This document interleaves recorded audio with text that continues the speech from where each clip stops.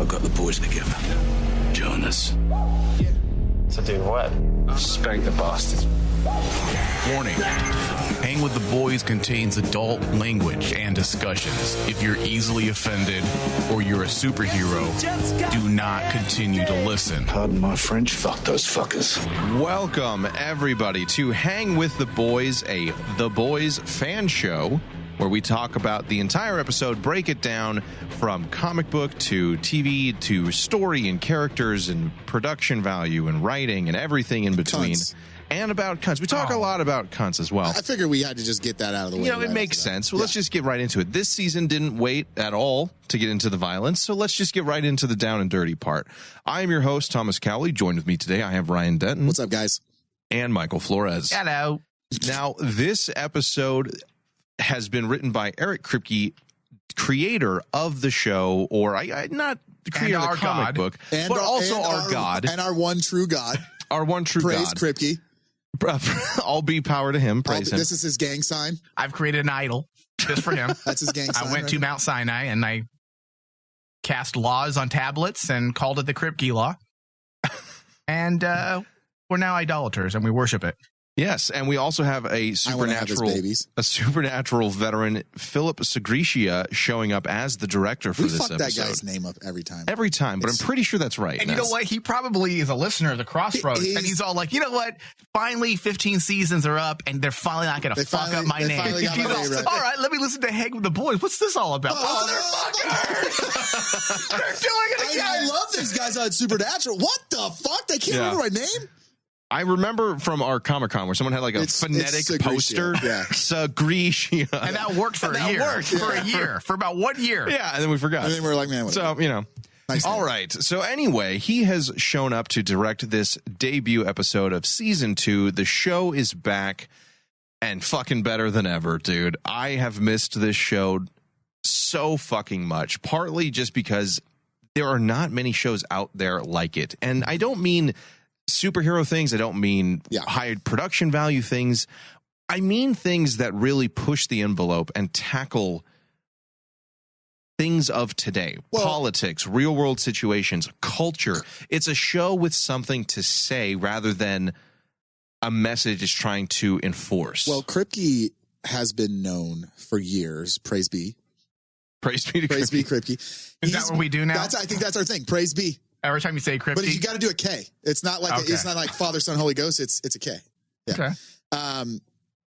He is not afraid to tackle issues and things that would be taboo and would make people upset in his TV shows. And I think this show is a prime example of not really giving a shit about these issues, not in the general aspect, but like not caring what people have to say and get mad about him covering them. And I think the reason why is because it's more observational opposed to, hey, I'm going to get on a soapbox and tell you how to think. It's more, hey, I'm a writer and I'm just presenting ideas. Yep. And if you look at the world around us, these are the things that are happening. The commercialization, the raping of stars and celebrities. These are things that happen. The raping of us. The audience, corporate control. It's real. These are real things. It's real shit that's happening right now. And I think that's exactly the point that you said, Mike. It's a show that has something to say without something to preach. Right. And there's a big distinction. A lot of shows have something to say, but it's something that they want you to believe. They reinforce a specific narrative. And often weaker shows are not very good at hiding that. And that's when people feel talked down to, soapbox, beaten over the head with their message. And it doesn't always land very well. Well, in today's world where everybody wants to be a political writer for TV and movies, not everyone's qualified or talented enough to do it. And what we get many times is a lot of people tackling low-hanging fruit aspects like, hey, guys, racism is bad. Oh, wow, you really went out on a limb on that one. Fuck, I didn't know. I don't think there's a person in this world that would disagree with you. Fuck, Columbo, you figured it out. Even racist people know racism is wrong. No. So this isn't low-hanging fruit politics. No. And I think that the thing that really is awesome about this show is that it's not in your face. you have to decipher what's going on. And I think, that's why it's observational. It's observation. It's good writing. Yeah. It's not, hey, by the way, here's a bunch of exposition on something that's bad. It's, hey, figure this out for yourself. Well, and I think that's what makes it smart. And Kripke is a genius at that anyways. Okay, praise be. And I think that might be one of the better things I've come up with. That kind of rhymes too. Praise be to Kripke. Oh, shit. Works. That's going to be the show's tagline now. God, hashtag praise be to Kripke. Dude, Kripke's all like, man. I better reestablish that restraining order. Yeah, he's probably like, these guys. Is how cults what start. do we have that 100 feet? Better make it 400. Yeah, like, listen, I don't want these guys in the same county. Yeah. Hey, do I have any appearances? Make sure these I'm gonna send you photos. Arizona of these is out. Yeah, I'm not going there. Give me that black marker here. I'm gonna look it up and axe it off. What's 5 hours driving every way from Arizona? Those are all out too. Fuck them. No, I think it does a great job because it is a show that has something to say that's observational, and like all good art, it doesn't necessarily put forth its opinion as much as it does challenge you to question yours, make you think of something different. And I think the biggest thing is it makes people uncomfortable. I'm uncomfortable when I watch the show, and it's fantastic because there are moral dilemmas to it. There are quandaries and questions where I sit there saying, fuck, what would I do? How far would you go? And the fact that there isn't clearly a good guy, bad guy for most people, and that you can find villains and heroes on both sides, and that people can switch allegiances on a fucking dime, which is so accurate to people. That's the thing. It's very true to life. It feels so much like it is taking place in the real world. Yeah. Unlike so many fucking shows, things like even Sons of Anarchy felt like it was this cartoon world town in California by the end of the last 2 seasons, even though it's a real world based television show. This is a fictional one. And yet it feels so much more like our world than many other things out there. Yep. And he's a strong writer, dude. Well, we talked about that last year with The Deep, how they set him up at the beginning to be such a shitbag. I mean, how can you like this guy? And then by the end of the season, you're like, fuck, I kind of like this guy. I feel bad for him. Yeah, because the whole point, if people haven't caught on yet, is to show that everyone's a victim. Except the people doing this, which is the ringleaders within VOT. Yep. Everyone's a victim. Even Homelander is a victim. Yep. That's the entire point. It's interesting with this show and having that, what you talked about, Thomas, like people flipping and characters flipping. Yeah. And then, but they do just such a great job of flipping these characters in a way, like you said, with The Deep, where at first you're like, this guy's a fucking asshole. Yeah. And then you can't justify that at all. And then you're like, wait, at the end, you're like, well, I kind of feel bad for this guy. Well, that's the good thing that they did is they didn't justify anything he did. What they did was give a reason, a punishment, not enough yet, as we're seeing, it's continuing. Yeah. But also justification for not justifying his actions, but giving you a reason as to why he would do something the like things that. He's done. Even Homelander, like you said, Mike. They're created. They're created. And you can look at it a lot like child stars when they become rapists and drug addicts and just they're usually the shittiest of all shittiest people. Yep. What created them? What pushed them down that path? The media raping them. Yep. The paparazzi, this movie studios, corporation deals, corporate deals, Nike. These are the things that rape these young people and turn them into the horrible people they end up being. Yeah. Look at Homelander. Since she was a child, that's the entire metaphor right there. Wouldn't you? I mean, like, that's the thing. They put you in this situation. You start thinking like, they put you in Homelander's shoes. Wouldn't you become a jaded asshole about people and, the camera's in your face all the time if you grew up your entire life with that? I think you would. I think that would push anybody down that path. Well, he has a superiority complex because of low self-esteem, because of the way he was raised.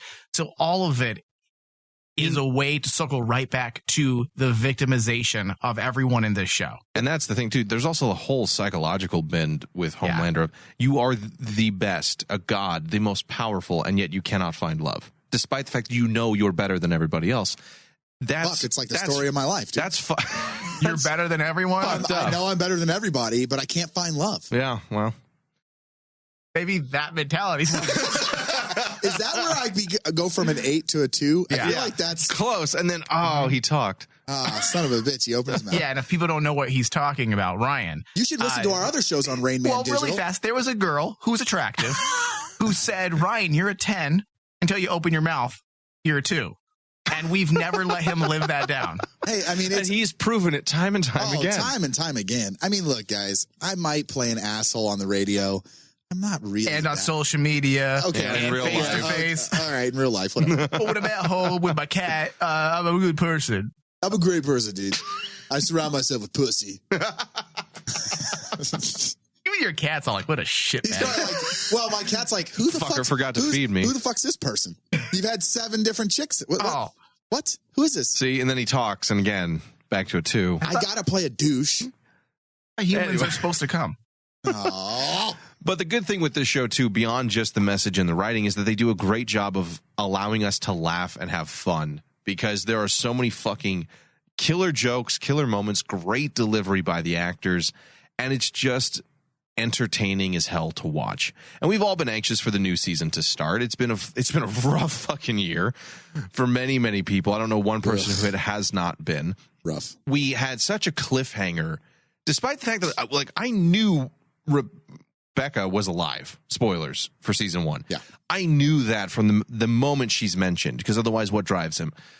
But knowing that, getting to the end of season 1, I was still like, holy fuck. It was still and we talked about how would you have any justification for what she did, running away like that, and we're leaving still him not quite clear what actually happened, right? Yeah, we kind of are. Yeah, we get the idea that we've got 50% of the story. Well, because last season they had alluded to the fact that he kind of cared about her, and he was even upset that they had gotten rid of her. Yeah, right. So we don't think that he actually raped her. No, I think it was. We're not 100%. Yeah, I don't know if she.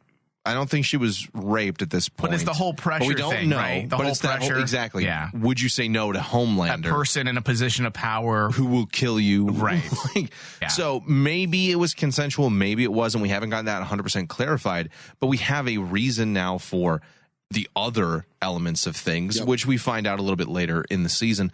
But the fact that they were able to do something with that from such a cliffhanger was huge. Seeing how the characters are now in this fucking depressing state, both on Starlight's point of view and Huey and the boys' point of view, Kripke does a great job, like he's done before, of changing things up, where we see our characters before on the pinnacle of about to have a huge victory, and then next season the nadir of their life, just living in a fucking storage closet, cleaning yourself out of the sink. Ugh. In an underground, just shit hole. Yeah, gang hidden bunker thing. We're not 100% certain what it is. Who are Frenchie's friends, just living in squalor, in hiding. Things have taken a dramatic turn for the worst, and we waste no time establishing that it's fucked.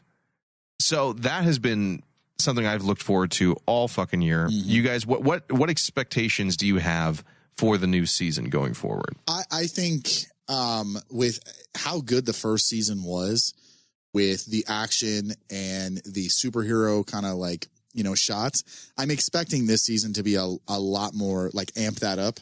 A lot. At least I expect that, especially coming from Kripke.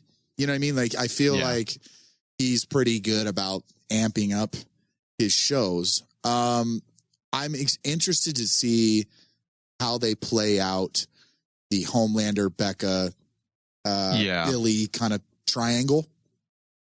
And I also, you can't not root for Huey, right? Mm-hmm. So I really want him and Starlight are too good, dude. They got great chemistry. They really I like them a Plus, lot. Eric, the girl that plays Starlight, is a fucking babe. Dude. Okay, remember last season I said she wasn't my thing? Yeah. Okay. Yeah. You're switch it now? Typically, she's too all-American, girl next door for me. But this season, dude, she got Hollywood. She's this hot. actress, See, she's so and hot. she's pretty. You know what difference is? We liked her when she had her original costume. Yes. Once they slutted her up, now Mike likes that. Oh, now that you can see, I can beat it to this. Now that you can see her uterus. Yeah. You're not wrong. You're not wrong. You know what? I am. She has that rock star 80s look now with the boots. Yeah. She looks like those music videos. She looks like she's in a White Snake video. So wait.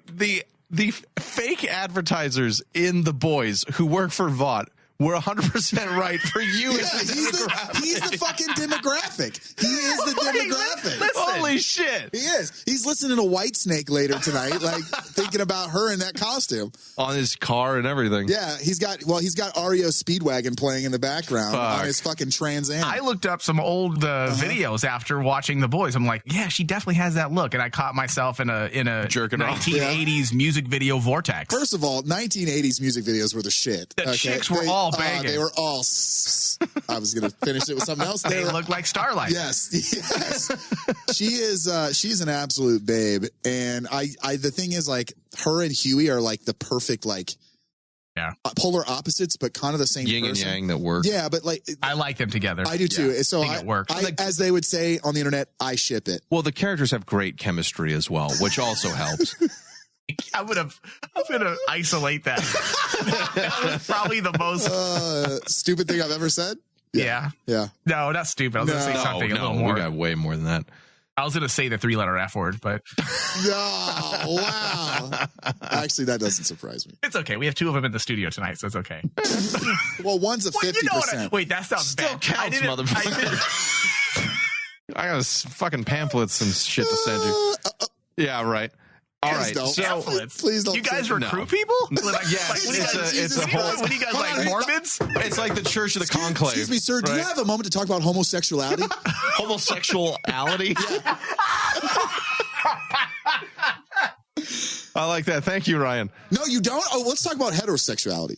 And how it's sin. Anyway. Oh my God.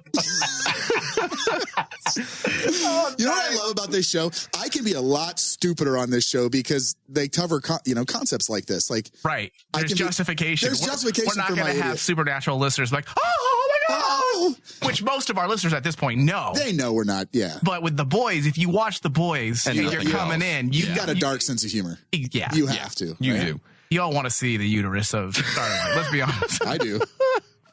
So all right, sounding. Mike, besides her uterus, what other expectations and hopes did you have for season 2? I'm going to look up pictures of uteruses. Oh, I'm actually looking at pictures of Erin Moriarty. That's the girl that plays her. God, she's hot. I don't really, with a show like this, my expectations are very simple. I know what Kripke is capable of, so I don't really have a lot of expectations other than I'm looking forward to watching an amazing show.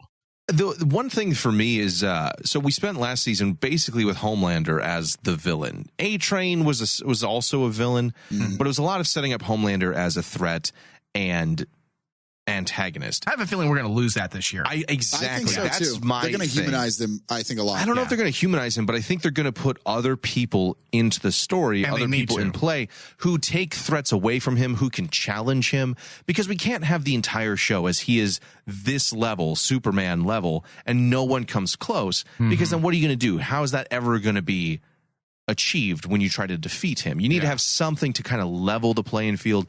You need something to take away his focus, his drive, his attention on Butcher, Huey, the rest of the gang, something to distract him. Yeah. So I think there's going to be new characters brought in that way, other heroes who maybe can challenge him. With Stillwell gone and his leash cut off, I think he's going to get himself into some trouble. He has to, right? The guy's barely a fucking loose cannon when she was around. He was already brought down a few pegs in this episode.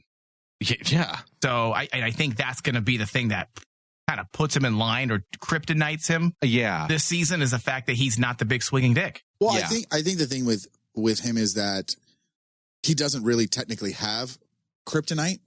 You know what I mean? Like he doesn't have that yet, or at least that we know of. Right. I think the real air quotes kryptonite for him is his emotional status. And I think and his son. And he's never been challenged by anyone. And I don't mean physically challenged. I meant like using his brain. Yeah. And I think that's going to really come into play this season. Well, you have the Stormfront situation. Yep, you have the Carlo Esposito, the Giancarlo, what's his name? The character's name? Stan? Yeah, the leader of Vought. Yeah, you have him. There's a lot of things targeting him. Yeah. Emotionally. Which I don't think he's used to. No, because he's a challenge. He was protected by Stillwell. Yep. He's a child. Right. He's a man-child. Yeah. And now he's having to go into adolescence of dealing with others without mother's protection. Without mommy being there. And that'll be an interesting way to see him develop. But really, Mike, he got his bottle one last time. Oh, dude, okay. I could not watch it. I've seen a lot of weird. Couldn't watch it, dude. I've seen a lot of weird things in TV shows and movies. I've seen a lot of weird things on the internet. Made me, yeah. And that made me almost gag, dude. I was like, couldn't nah, do it. dude, no way, not a chance. I had to do the 10-second fast forward. Is it because it's the mother, or is this because it's milk coming from a tit? Because it's the mother, the connotation, and how he's got how he's got a fucking raging hard on. Because we've all had sex with a chick at one point where you were sucking a little too hard and got a little bit of milk out. I mean, let's be honest. No, I never. They have to be pregnant. Maybe you. That's not a thing. Maybe you. Dude, hormonal shifts. It happens sometimes. Who's the only one here as a kid? Plus, I suck really hard. Do you have a moment to talk about homosexuality? Oh fuck! You are something else. It was the whole connotation behind it. I like that Ryan's the one who got offended. I know, right? Anyway, yeah, but honestly, to back up your main point, it really is just I know what to expect from Kripke. First season was great. My expectations are simply more of this excellent show. And I can't fucking wait to see it. So if you guys want to have more fun, more hangout with the boys, subscribe to our Patreon page and gain access to our pre-shows where we talk about all kinds of little things about the show, about the world around it, the actors, various other elements.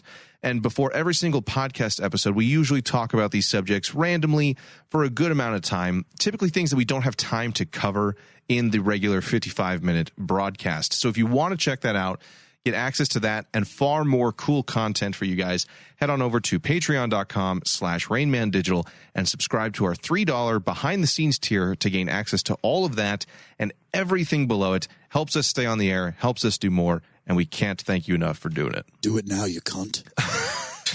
All right, let's get into the synopsis. Ryan, what is the synopsis for this episode? You know what? I just before I read this synopsis, I just want to say that I'm glad that these synopses exist because the ones I have to read on our other shows have become dog shit. So I just want to. There was an episode. Yeah, there was an episode. Some shit happened. Well, Kripke's writing the synopsis so it makes himself. sense. Yeah, he's probably going on Wikipedia.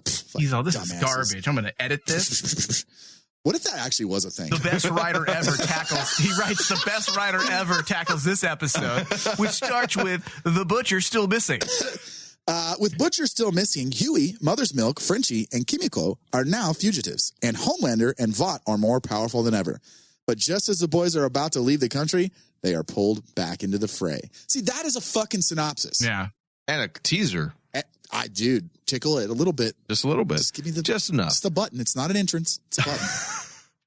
Now, this episode does start leaving us hanging, even though it's a premiere, even though we've got back right from where we left off with the end of episode 8 from season 1. We're expecting the butcher. We're expecting to get some answers with Rebecca. We're expecting some clarity and catharsis. And instead, we just have a very confusing setup of where the fuck is Billy Butcher? Where has he gone? What happened to him? Did he kill Stillwell? What the fuck are they going to do? Is there any options for them? A lot of questions. And from the single question of where's Butcher, can we develop the rest of this episode as far as what are the characters' roles? What do they do now? I think it was really interesting, too, to leave off last season with that cliffhanger ending that we got and to start this new season without your lead character. Or at least name character. Yeah, and I think it's interesting that Kripke would decide to do that. And I don't dislike it. I think it was a very good idea once you get to the end of the episode, right? Yeah. But I think it was very interesting not to, because everyone was hanging on that cliffhanger. Like, okay, are we going to get We're going to come right back. We're coming right back to that, right? Yeah. We have to, right? And I think it was very smart to kind of, as you said earlier, edge us like that. Yeah. To be like, hey, you're going to have to stick around. You're going to have to wait. You're going to have to wait. So it was very interesting to start off with that, just because I think we all love Carl Urban and we love his character as Billy Butcher. So for him to kind of be, air quotes, missing and the team kind of be in limbo, of where they're at, what they're doing. Well, it is a cool. I mean, as you watch the episode, you're like, this kind of makes sense. Well, it sets up the characters in a great way because without Butcher there, they have to answer their own questions of what's next for them. What is their next move? Frenchie's clearly working to get passports and get them out of there. Mother's Milk wants to get back to his family, but Huey, as we find out, as he says, has nothing else besides this. He's lost Robin. He lost Starlight. He has nothing. He lost his dad, kind of, who I guess is in like witness protection. Did he really lose Starlight? If I would have lost Starlight, you just killed yourself. I'd have put a bullet in my brain. Well, he does watch the video about jumping off the bridge. Oh, that's true. Listen, there's a part of him that's glad his girlfriend died. I mean, let's be honest. Yeah. I mean, look, Robin was okay. Starlight's where it's at, dude. He does seem to have a better connection with her. Hey, A-Train, can you run into my girlfriend? That's going to be like a season 3 reveal. It was all a setup. Boy. Run into her, dude. I don't really give a shit. Run into her, dude. Anyway. Vaporize her ass. But by taking the leader out of the equation, it leaves everyone else kind of, like you said, limbo, afloat, drifting. What do they do now? And so from that, we see kind of where everybody's mentality is at. Mother's Milk only wants to get back to his family. Frenchie's just trying to like survive and help Kimiko at this point. But Huey tries to step up, tries to assume the role of a leader because for him, it's not over yet. He can't just leave it be. Do you think that's going to be a story this year? I think it will be. Slowly forging him into a leader of sorts? I think maybe a little bit. I don't think it's going to be a full-blown leader with Billy. Didn't they kind of draw the... I might be going way ahead. You are a little bit, but yes. Okay, you know what? It's episode 2. Yeah. So, but here's the thing. I think, yes, they're going to make him more of a alpha, if we want to talk about it like that. I don't think he takes over Billy. Well, so here's... I think they become... equals. They're two sides of the same coin. Like maybe Butcher starts to respect him eventually. Yes. I think Butcher is clearly the alpha, violent, self-interest. People are tools to get what he wants. Yep. But he does things for, quote, the right reasons. He has just motivations. He's not wrong in what he's trying to achieve. And the people he goes after, despite his methods, are villains who often deserve it. But he's very much somebody to sacrifice his team, very much self-centered, and violence is just another tool in his arsenal. He doesn't care about people. Huey is starting from the chicken shit kid we saw in episode 1 to where he even is at this point, is trying to become this leader, trying to stand up and stand for something and not be terrified like he once was and just do what he knows needs to be done. But I think he will become a leader who people will want to follow while maintaining that good sense of preserve life, care about people. The difference between him and Butcher is that people follow Butcher because they know that he can get shit done. Not because he's a great leader but he is an alpha. And like you said, he always has plans. People will follow Huey because they'll believe in what he's doing. Now, I've never read the comic books, Ryan, but it seems to me that because they did lay this down a bit during the season 1. Are they trying to show Huey, or are they trying to show how someone becomes Butcher? If you remember, season 1, they did play with that whole look what you were becoming. You could come down this. You were murdering people. It's still murder what you're doing. Do you think they're going to continue that thought for season 2? Because I kind of like that setup of, hey, look at Butcher, look at you. You are becoming him. It's dark, and I think there is some like context there, but I personally don't think Huey goes down that road full bore. I don't think he goes down that road. I think it's that classic, if you make this choice, you can go down the same road as this guy. I think with Butcher, what they're doing with Billy and Huey is, like I said, the people that follow Billy, the Butcher, they follow him because they know he can get shit done. And they know that he's gotten stuff done before.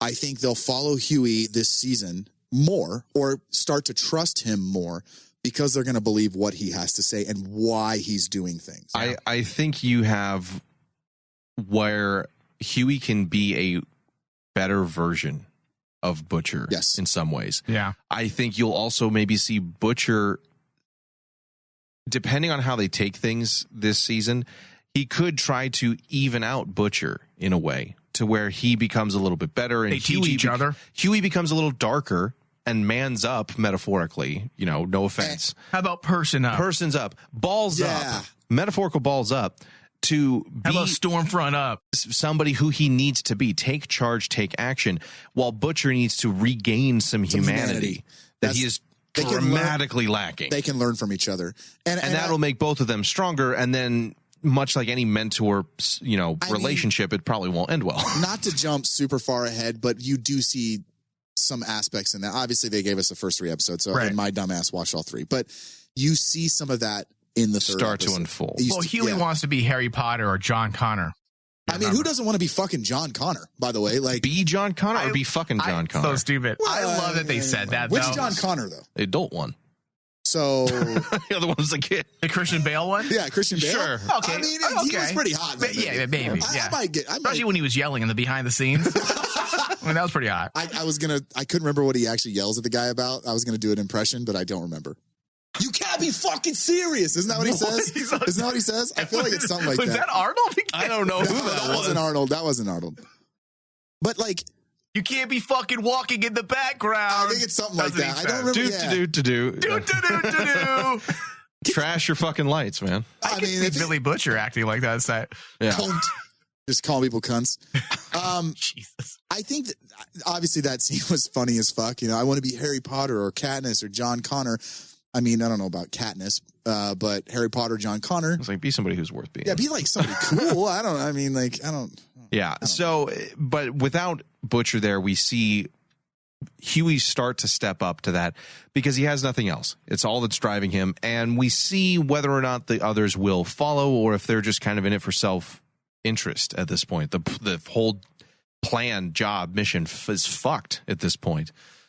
So Huey does have a little bit of an edge that they're not aware of, that he has not been 100% honest with, that he has kept in touch, in communication with Annie, that he's working with her as basically an inside double agent, somebody who can get the serum, the compound V, and help him out, help him still expose that. Now, I did like this because I was afraid that they would do the "you lied to me, we can never talk to each other ever again," which has always felt very 90s drama. I've watched enough DC on CW to it's a very childish mentality. Kripke doesn't do that shit. Come on. No. So here we have 2 characters who have a trust issue. Who are adults, who have a trust issue, who don't let something, yes, important and major happen between them, but they don't just shut down the relationship. There is still a relationship. Mm-hmm. There is still feelings. They still talk about and communicate. They still have the same desires. And just because he lied about some of his stuff doesn't mean he wasn't the same person he was with her. And I did like that. It is a far more adult way to deal with something like that, to talk it through and not just throw a relationship in the trash. The first sign of anything but 100% loyalty and fidelity. Well, sometimes lies are necessary to make sure that the person that you're lying to or about doesn't get hurt. And now is that the 2 talking? That might be the 8 talking, because sometimes it's okay to lie to someone if you're going to protect them. Like, dude, that is the thing. Why am I going to tell my wife that I cheated? I mean, come on, that's going to hurt her. That's a completely different thing. Okay, if someone's life is in danger and they could die, might be a different story than, hey, I banged the fucking secretary. Sorry, babe. Like, I think there are extremes. I like how he's a stereotype in his own story. I banged the secretary. Now, where's my fucking dinner? Did you make meatloaf tonight, bitch? Sorry. That was aggressive. I don't even like meatloaf. The 2 is showing a lot tonight. I'm on the boys. Of course I have to. Supernatural, I got to be the 8. Because there's only other 2s in the room with me. Oh. And there's the 2 again. No, at least all together we make 12. That's it, dude. All 3 of us. We're it's like by our powers combined. Make a hard 6. Who forms the head? It's got to be me, right? I've got to be like the head of Voltron. Right? Should we all centipede each other and become 12? Can I be the head of that? Hey, ladies, we're 12. Wait, can I be the head of that so you guys eat my poop? In all seriousness, no. I feel like, Thomas, you're right. With Huey and Starlight or Annie, they didn't just trash the relationship because of the trust issue. That's something that they need to work out. And obviously there is some insecurity there. Oh, absolutely. And I think it's mostly on Huey's part. Dude, I was laughing with that reference. Did you guys catch that? Yeah. He said Alden Enright. What were you doing next to Alden Enright? You know who that is, right? That's Solo from Star Wars, but also Alden Enright was in the Wendigo episode in Supernatural. And Kripke made it a point to tweet out that, hey, Han Solo was in Wendigo. So he then put Alden Enright as a reference. That's smart. That's awesome. God, that's good. I mean, like, you have to expect Huey in that situation to be a little insecure. He's dating one of the most famous people on the planet. Right? Like, at this point. Who wouldn't be? I'd be totally insecure. What are you doing next to that guy? Oh, did you suck his dick? Was it bigger than mine? There's the two again. Was it good, though? Like, he's famous, so my dick's not. What I liked about that whole bit was when they started to have the argument on the subway train, and she's like, you lied to me for like a fucking year. He kind of owns up to that, but also when he throws it back at her, she does realize there was a safety issue, a reason behind some of it. Yeah. And again, the difference between lying about who he was versus lying about some of the things he was doing. It doesn't saying lying is justified, but it's completely understandable. No relationship starts out with, hey, here's all my dark secrets. Want to know them? Here's my skeletons. Everyone is lying in the beginning of a relationship. Oh, yeah. Maybe not, hey, nice to meet you. I suck real hard. Like, you don't say stuff like that. Nobody gives like fake names. I last real long, but I don't come. Hey, nice to meet you. I don't come. But you slowly... And then Thomas, hey, nice to meet you. I like anal play. Hey, nice to meet you. You want to talk about homosexuality? Just knock on their door. Yeah. I'm here for our date. Wait, where did we meet? Oh. But there's things that you don't admit when you first start dating somebody. And I like that she didn't just immediately backlash at him. They both were kind of like, all right, we both have some growing up to do, some growing to do if we want to make this relationship anything. It's a real relationship. Well, we saw her the entire first season grow up. She was very naive starting out in season one. And as even through like the first couple episodes of this season, she still has some, naiveness to her. She's getting better though. She's getting way better. Well, I didn't care about her. That's actually probably an expectation that I now have, going back to what you had asked me at the top of the show, Thomas. Yeah. That's actually one of my expectations, because I did not care for her character in the first season. I didn't dislike her, but I'm like, okay, I get what her point is. Right. But now in season 2, because of this great story arc that we had in the first season, now I'm waiting to see what she's going to do and what she's capable of. Because right now we see her playing the professional, the company person, if you will. Yeah. And you understand why. You understand that she is trying to work from the inside, but I'm really anxious to see how much more growth she's going to actually have this season. I think a significant amount. I think the thing that I like about her the most, obviously, besides her being incredibly hot, is that she still has a little of the naiveness, but she also is one of the more powerful characters that we have on the show, more powerful soups. And I think it hasn't gone to her head. Right. Like it did Homelander or some of these other characters. A-Train. And I think that's what I like about her, is that she wields, it's like, great power comes great responsibility. Right. I think she wields her power in the way that you should as a superhero. She's humble, and we like that. That's a very endearing quality. Especially in a world that is surrounded by egotistical douchebags. Yep. So that is a nice change. I do agree, Mike. I think season 1, she had to be naive to have the reality of Hollywood and corporate life and fame slap her in the face, which was tough to watch, and that was really fucking depressing. It's humiliating. It's hard to watch. But she's weathered that storm, and I think now we will start to see her really kind of throw her weight around, like we start to see with A-Train. Well, the other thing that I really like about her is she goes after twos, and that means I have a spot. Like I have a shot in this character. Randy, what's his name? Quaid, the guy that plays Jack Quaid's like, he was listening to the podcast. Hey, motherfucker, I'm not a 2. Fuck off. Well, in the show, bad review. He's gonna review bomb us. He's like, these guys were really funny for a while. Can you imagine if we get a review and it says R Quaid? I'm gonna be like, I can't believe that. I can't believe that douche said I'm a 2. That fucking 2 said I was a 2. What an asshole. Fuck that guy. He has a dick. But I do think that with her interactions with A-Train, she will start to be a little bit more. She's going to get more badass. She's going to be a force to reckon with. Her and Huey both are going to get step more up to who they can really be and the power they can truly command, whether that's as a leader or as an individual. So that'll be really interesting to see. One thing that I thought that was just honestly so fucking depressing was how nothing seemed to stick to Vought. In sharp contrast from our heroes who had it all and lost it all in a half second, and now we're living in somebody's, storage closet basement. We have Vought, where literally nothing has changed for them. They can dodge everything. It is business as fucking usual. They lost Stillwell. They're trying to set up a deal. The CIA almost had them nailed to a cross. Then they spin it. And they spin it with a PR team. And next thing you know, they're talking about movies and shit. They're talking about all this new. They don't miss a beat. They've just replaced the corporate head. Yep.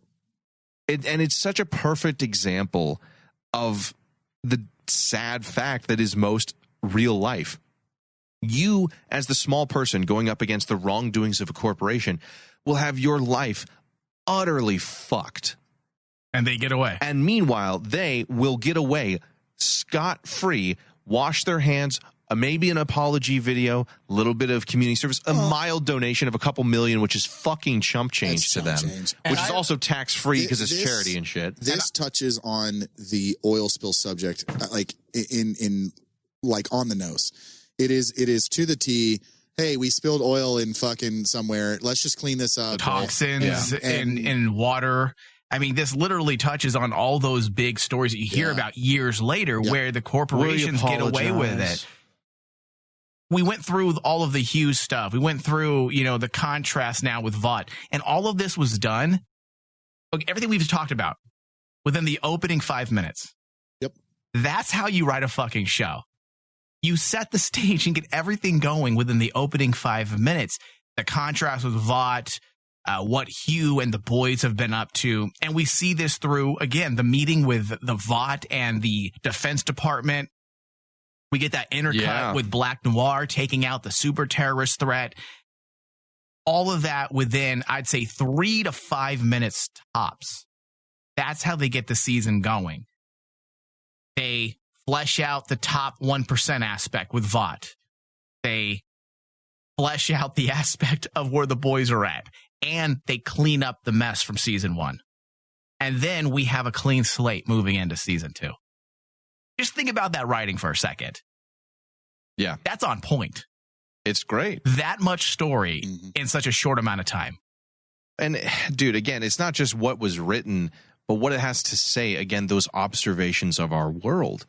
Huey and them have nothing. The CIA was going to nail this company. The next episode, there had a corporate lunch meeting getting food served to them with the Department of Defense. What the fuck happened? How the fuck did you get out of that shit? And it happens constantly. And yet, we're still the ones who are buying up Homelander shit and can't wait for the next expo. And it's a sad part of reality that they don't give a shit. And that's the biggest thing, is that these companies don't give a shit. And they explain that through the attempted, and probably the most fucked up scene to me of the entire fucking episode, attempted hiring of frankly, a minority hire. Somebody who they didn't care about. A disability minority hire. That what's the character's name? Ashley? Is that who's been replaced? Stillwell? So she replaced Stillwell. I think it's Ashley. Homelander sets her up as a pawn, which we find out in this episode. In a most horrifying experience, they show that they don't give a fuck about who's actually the hero, whether their morals line up, whether they have the powers, because they like this guy. It's simply he meets certain criteria as a minority, as a disability.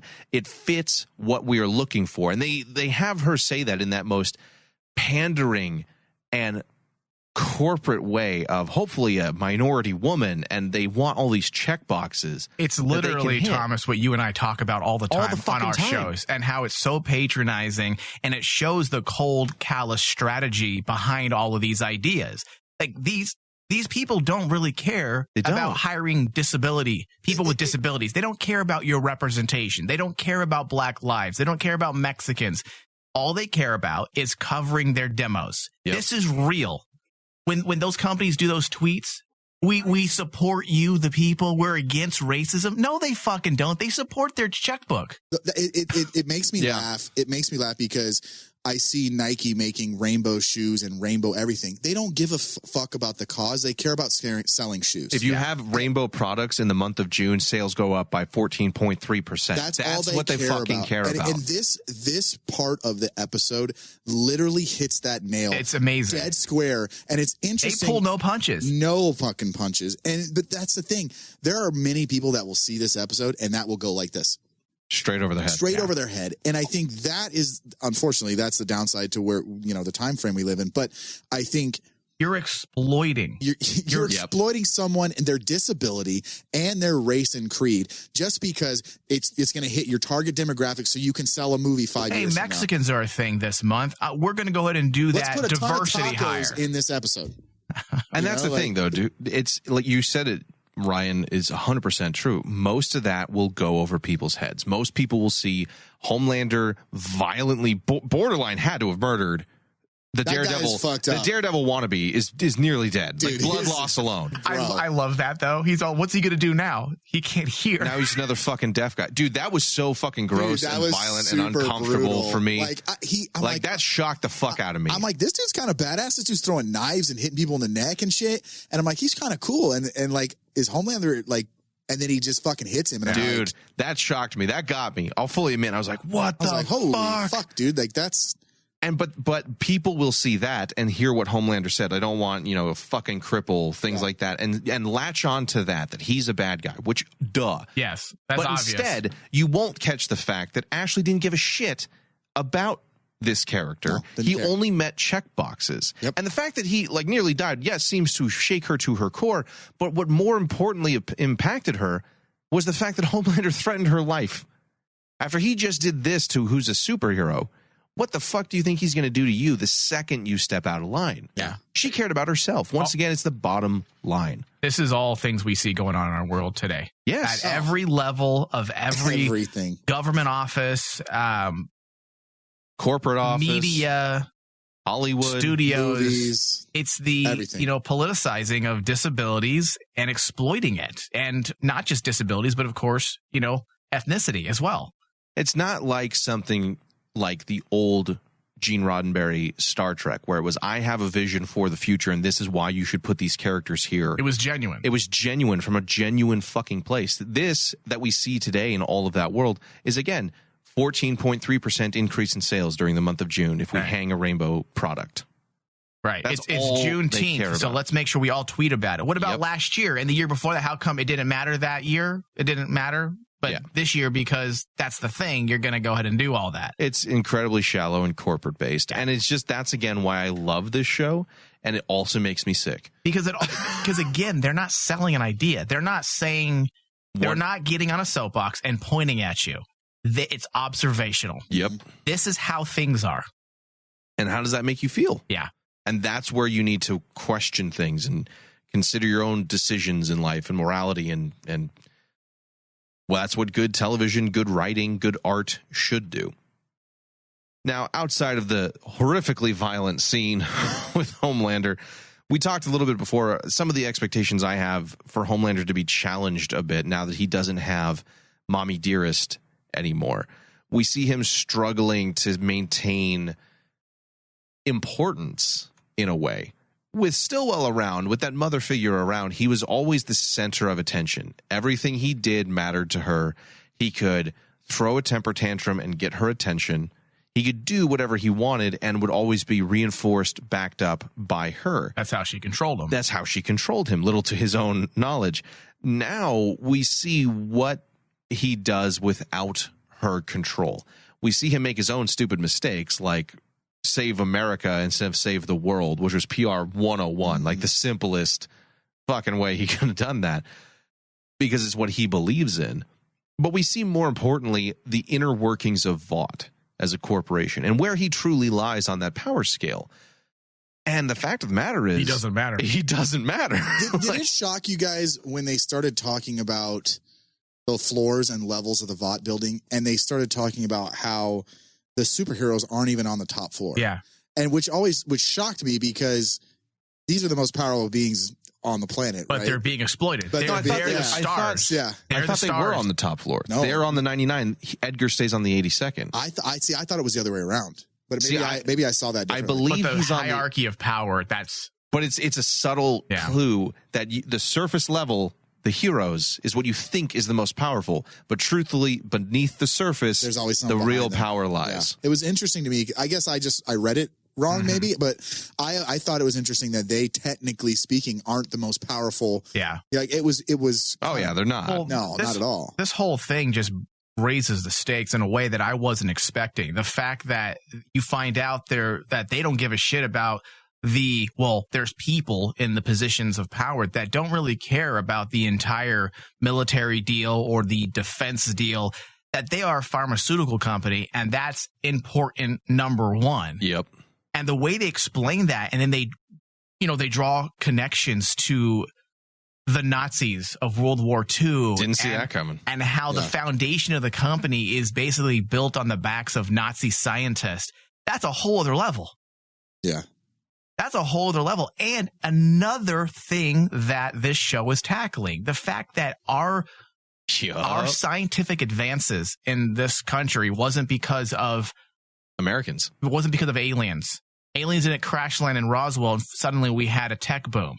No, it's because World War II ended and we gave clemency. Is that the word? Yes. Yeah. To all the Nazi scientists. They then come work for us. It's called Operation Paperclip. There's an entire book about it.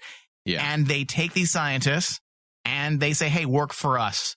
And suddenly we have a tech and science boom and a medical boom because of Nazi scientists. They snatched up, for those who aren't aware, they snatched up every scientist they could. Anybody who was working on Hitler's secret projects, anybody who was of any worth, because they were working towards the nuclear bomb at the same time. They took them and, like you said, Mike, gave them a free ride. Basically, no one really paid for the atrocity of the World people War who II. died. That's it. That's it. They gave a pass to pretty much every top tier individual if they had something to offer. Just like they are in this show now, where the U.S. Defense gives them free ride while Huey and them get murdered in the streets and live in squalor. Now, did you get that there is something going on behind the scenes within VOT? They did mention that there was like a coup going on, and you kind of get the idea that the CIA agent that was assassinated is involved in that in some way, that she was aware of some information. Yeah. So there's a power struggle, right? Is that what they're setting up? I'm not sure if it's a power struggle within VOT itself or a power struggle of VOT trying to infiltrate and take over more than just being involved in the U.S. defense. Because the character Stan Edgar kind of made it clear that he's not interested in being a part of the national defense strategy. No. In fact, he felt like it was a mistake because now everyone has their proprietary. That's a hard word. It is. Proprietary. Is that your word? It's my homosexuality. It's your musician? My musician, yeah. So, yeah, that was more of his thing. Like, we are a pharmaceutical company. We don't need to be involved in all of this because, if anything, it'll shed a light on things that they probably want to be left in the dark. Mm-hmm. Yeah, and that is, again, very much true to real life. Pharmaceutical companies don't care about, frankly, anything. Yeah, I don't know if there was necessarily a coup within VOT as some sort of power struggle within the company, but more of on a global level, what are they attempting to achieve on a worldwide or at least America-based corporation level? Because we know America is run by corporations. That's what it's the real power. Not money laundering. What's the term? The people who pay off government officials. Racketeering? No. Like, I know what you're talking about. You know what I'm talking about, where they're a corporation who pay to get votes their way. I can't think of the name either. Why am I blanking? Lobbyists. Lobbyists. There we go. Holy shit. I don't know why that We're all dumb. And these guys are dissecting a show. I know, right? These guys are great. Lobbyists. Can't say words. They So can't say it's- people's names. They can't even remember lobbyists. These guys are fucking horrible. So that's a real thing in our world today. So I think Compound V might be moving towards something like that, but far more nefarious. Do you think- They've already in season 1 were blackmailing senators. Right. So do you think within the subtext of that conversation, that's our myth arc setup? I think so, because Yeah. now that the Compound V is out, thanks to Homelander, they have a bigger problem where they don't have a complete stranglehold like they once did. It's now a global thing that they're trying to solve that problem. And I think one of the reasons, this is a fan theory, I guess, but one of the reasons Edgar's not that intimidated by Homelander, if you were controlling Compound V and had been studying this stuff for 70 years at this point, He has a weapon. you have something to neutralize. You have to. Homelander, whether it's a kryptonite-esque item or another person who's completely brainwashed and controlled. Let's look at this like a virus. The people who create viruses always create a vaccine because they don't want to get the virus. Yeah, T-virus. So Dude, they read like Umbrella Corp in this. It literally Yeah. is. Yeah. I mean, that's why I said that. That's true. And, Yeah. they let a little bit of a teaser, which is so much more exciting now that we know who's going to be playing this character, but of Soldier Boy, the first And no, not superhero. the one that sings They're stupid setting it songs. up already. Dude, they're setting it up in the beginning of season 2. I'm so fucking excited. He's showing up at the end of season 2. I think so He has because to. because the fact that they're connecting this Soldier Boy character, which is being played by Jensen Ackles from Supernatural, the fact that they're connecting this character to the entire foundation of the company, Nazism, He World has War to II, know something. his story is going to be a big part for season 3, guaranteed. Dude, it's Jensen, and he's coming Yeah. to a Kripke show. Of course his part's going to be huge. His character has to know something. Essentially, if it's played by Jensen, it means he does not age. Do you think we No, I don't So- think Jared will show up as Walker, Texas Ranger. so stupid? Do you think we will see Soldier Boy before the end of this season? I don't. I think if we do, it has to be the very end of season 2. And it has to be kind of one of those cliffhangery, Credit sequence? I wouldn't say credit Closing sequence, but sequence. closing sequence for Maybe. sure. At most, he'd get It's the the- final shot teaser for season 3. In his costume, He's all, I'm fucking- Soldier Boy. That's all he says. and he does Soldier Boy, tell him. Oh, fucking hell. And they Now play I the hate song. Yeah. And then that's Little John. Oh. But nice try. it. But these elements, with it. I think they're going to have... Nobody is a mega corp for 70 years with something this For no powerful reason. and doesn't have a vaccine, as you said, Mike. There's no way you're going to start a Homelander project and say, hey, what if this goes totally tits up? They've got to have something to Not be neutralize ready. Homelander. Like, are you going to play the song? You're a little late on this one. He's looking for it. I think the thing, I can't see them creating a character like Homelander. Obviously, they don't know what kind of powers you're going to get when they give you Compound V. At least Or do they? Or Who do knows? they, We don't yeah. know yet. So you can't create a character like Homelander and not have a backup plan because A contingency. yeah, I mean, I know Especially if it came from a wartime era. exactly.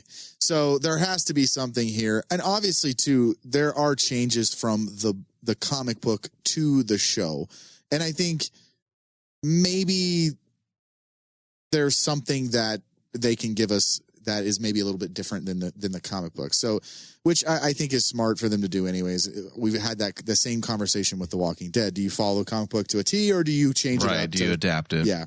So I think, but you don't create a perfect a killing machine, technically, Yeah. without having some type of backup plan. Well, this entire scene did a lot for this season as far as the setup goes because it explained a few things from behind the scenes.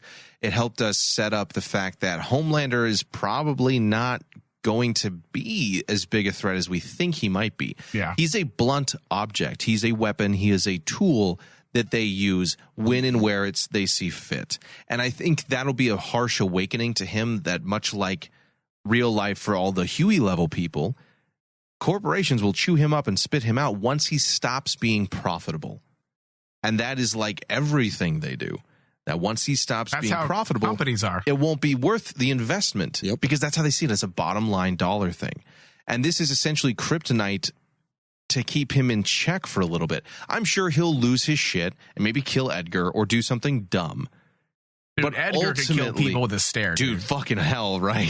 He doesn't Dude, bat an eye. that guy's face. It's man. so fucking good. He's such a good actor. Oh man, perfect villain, perfect like maniacal Lex Luthor-esque But like villain. perfect in the aspect that his facial expressions are so subtle. Yeah. But the dude could change a subtle facial expression and he could be like mad. So evil, so nice at the same time. And his voice. It's something about his voice. Perfect.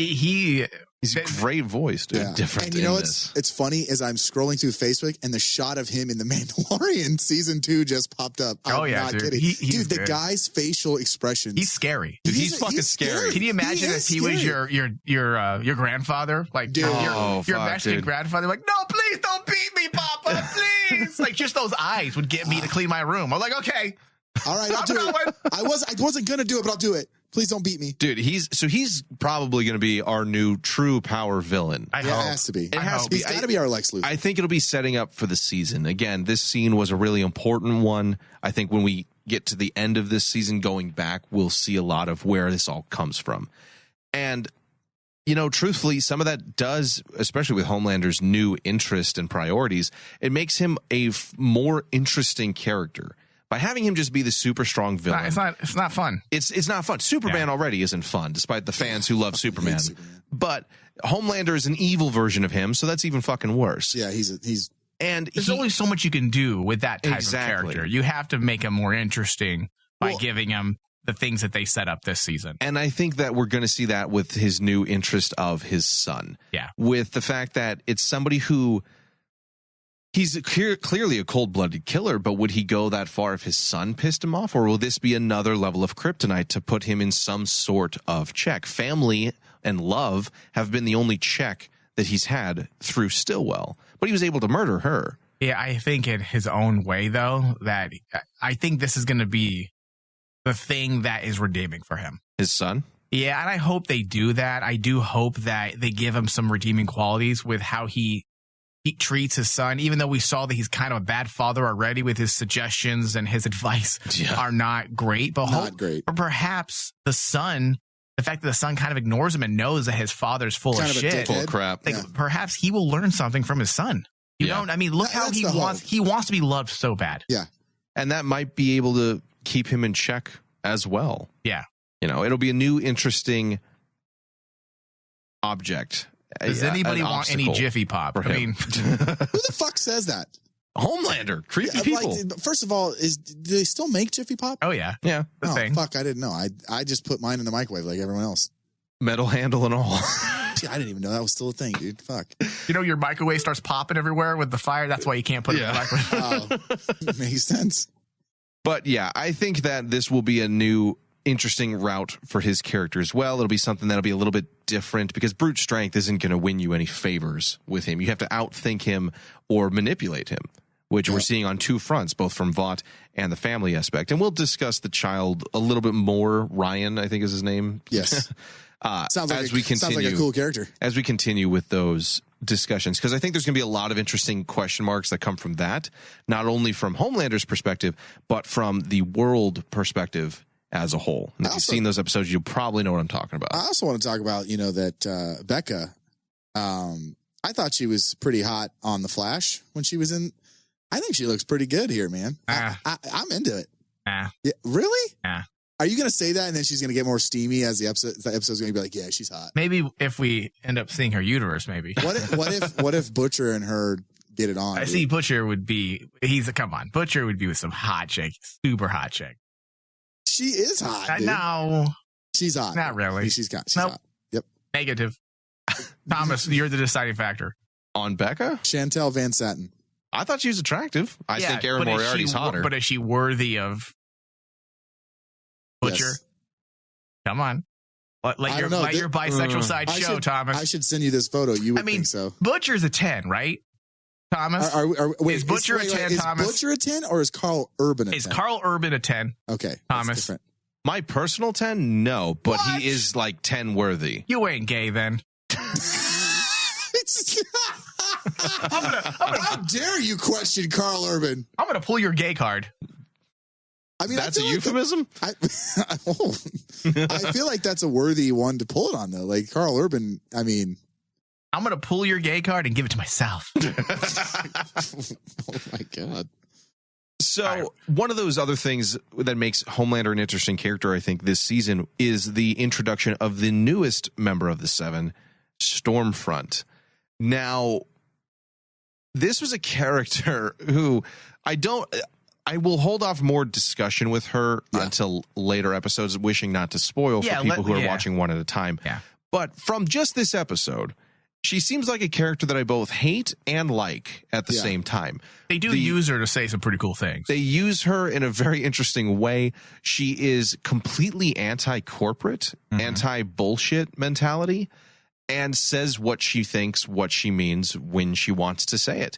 And that makes her an incredibly refreshing appearance in the Vought Corporation, in the Seven, with people who are just saying the lines in Starlight's opinion, or terrified of saying the truth with Maeve, or don't talk like Noir. It's interesting to see somebody who's so against that, but that does beg the question, why would they hire her? Yeah. Why would they put her What's her reason in for being this there? position? Yeah. And the only thing I can think of at this time is that maybe this is another check that Vought has. If she is powerful enough to maybe keep Homelander in check, maybe they give her something, or they have something over her to where she's willing to put up the song and dance routine. She doesn't seem to give a fuck about all this other crap that all of the rest of them put so much time, money, preparation, effort into, as we saw with Translucent's funeral, which that singing was like the most cringy thing. The invisible cut, dude. Not only real that, quick, that detour, that bit when Starlight starts singing, I was like, this is the cringiest, it was most pathetic thing I've ever seen, intentionally. Yeah. And the second thought, which I'm like, fucking brilliant job. Yeah. But the second thing I thought was, this literally happens in real life all the fucking time, where some random celebrity will show up and start singing a song, and we're all supposed to coo and swoon over this shit. How about the fact that the casket was glass and there was clearly nothing? There's clearly nothing in it. Yeah, like, which it's was all because the staged. motherfucker got exploded. And also, they cut the deep out of the photo. Only his shoulder was there. Oh, poor guy. That's so hard, dude. But that's my shoulder. Hey, that's my shoulder. But with Stormfront, I think she's going to be a new interesting character. She can't just be brought in to be another Lemming. No reason. She can't be another Lemming like she's a the bit rest of them. She's a little plot devicey right now, and I feel like it works though. It works. So if her character's interesting enough, it'll work. And so far, I've enjoyed her. Yeah. So we'll see what happens with that. But fuck, man, this show. Let's take a quick break, Thomas. All right. And then come back. We'll get back with our final thoughts in just a minute.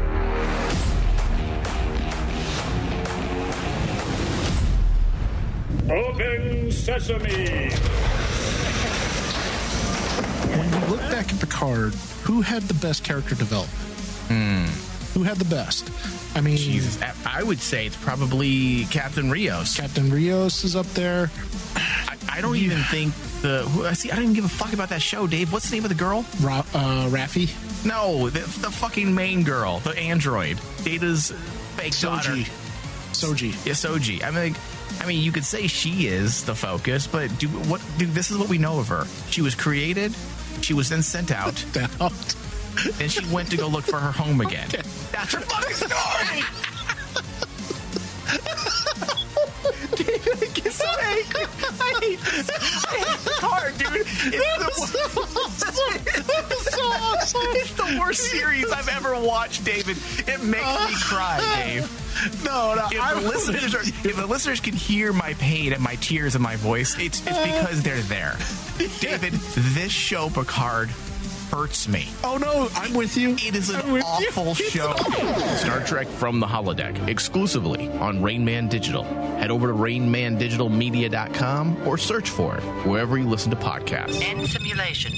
Free stuff is awesome, but free stuff that will spice up your bedroom is even better. Just go to adamandeve.com and select almost any one item for 50% off, and then we'll load on the free stuff. Just enter this very exclusive code, RAINMAN, at checkout, and you'll get 10 tantalizing free gifts, including a sexy item for him, a special toy for her, and a third item you'll both enjoy. And 6 extra special bonus items that are sure to rev your engine, pique your curiosity, and even blow you away. Plus, Free shipping! Always sent in discreet packaging. Go to adamandeve.com now. Get 50% off plus the 10 free gifts when you enter the exclusive offer code RAINMAN. Again, that's RAINMAN. Because without it, no free stuff. That's RAINMAN at adamandeve.com.